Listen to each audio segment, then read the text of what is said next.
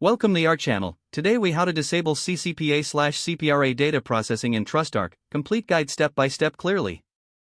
To begin, log in to your TrustArc account. Navigate to the dashboard once logged in. Locate the data processing section within the main menu. Click on Data Processing to access the settings. Find the option labeled CCPA/CPRA data processing. Select this option to view your current settings.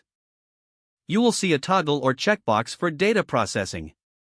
Click the toggle or uncheck the box to disable CCPA/CPRA data processing.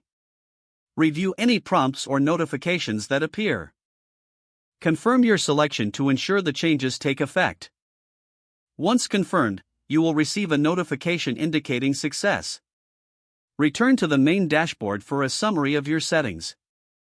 If necessary, revisit the data processing section to confirm the configuration. Finally, log out of your TrustArc account for security purposes. If the page does not load, refresh the browser or try again in a private or incognito window. Make sure you are using the correct email address, then retype it carefully to avoid small typos. If your password is not accepted, use the reset option and create a new strong password you can remember. Check your spam folder for verification or security emails, then complete any requested confirmation steps.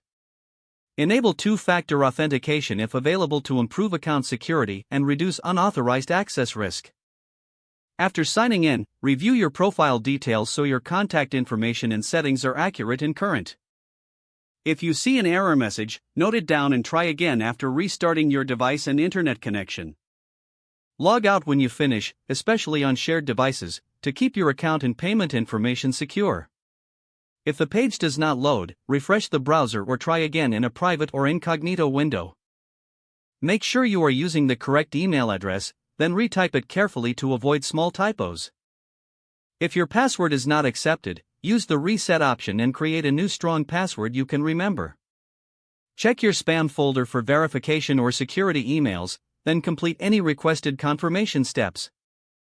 Enable two-factor authentication if available to improve account security and reduce unauthorized access risk. After signing in, review your profile details so your contact information and settings are accurate and current. If you see an error message, note it down and try again after restarting your device and internet connection. Don't forget to like this video and subscribe to our channel for more step-by-step tech guides.